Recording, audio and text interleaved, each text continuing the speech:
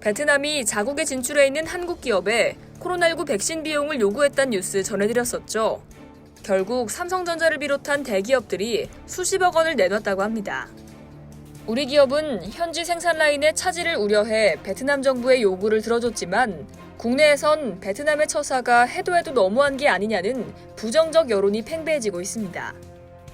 27일 베트남 정부와 현지 업계에 따르면 삼성전자는 최근 한화로 28억 원가량을 베트남 중앙정부와 지방성에 기부했습니다.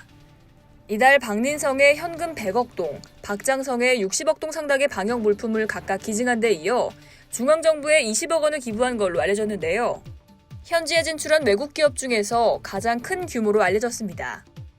박린성은 삼성전자 휴대폰 공장, 삼성 디스플레이 공장을 비롯해 삼성 협력사가 다수 몰려있는 대표적인 공단 지역입니다. 삼성 휴대폰 공장은 직원 수가 2만여 명, 삼성 디스플레이는 3만 5천여 명에 달하죠. 박린성과 가까운 박장성에서도 삼성 협력사가 많은 생산 라인을 운영 중입니다. SK도 베트남 중앙정부에 100만 달러를, LG전자는 생산시설이 있는 하이퐁성에 15억 5천만 원을 전달했습니다. 이 밖에 CJ그룹이 백신 기금으로 64억 9천만 동, 신한은행이 60억 동을 베트남 정부에 기부했습니다. 베트남은 지난해까지 코로나를 성공적으로 봉쇄했지만 지난 4월 말부터 감염이 확산되며 비상이 걸렸는데요. 특히 변이 바이러스가 잇따라 발견되면서 우려가 커지고 있는 상황입니다.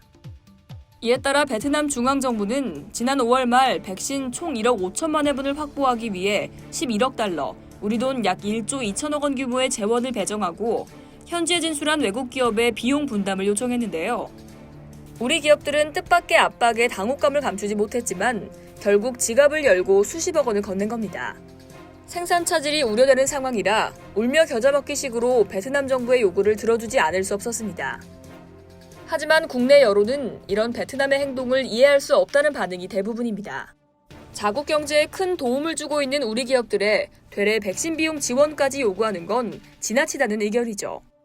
더구나 그동안 팬데믹 국면에서 베트남이 한국에 취해온 일방적 조치 때문에 여론이 더 들끓고 있습니다. 코로나19 확산 초기인 지난해 2월 말, 베트남 정부는 한국발 입국자에 예고도 없이 강도 높은 입국 제한 조치를 시행했죠. 아시아나 항공편의 하노이 공항 착륙을 막아 우리 항공기가 인천공항으로 급히 회항해야 했는데요. 양국 간 충분한 사전 협의 없이 갑작스레 통보해온 탓에 우리 국민이 많은 불편을 겪어야 했습니다. 또 한국에서 출발하는 모든 외국인을 격리하기로 하면서 당시 하노이에 도착한 한국인 승객들을 군사시설에 강제로 몰아넣기도 했습니다.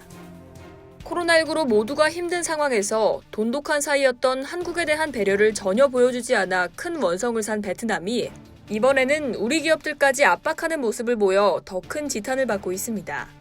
이상 여의도TV였습니다.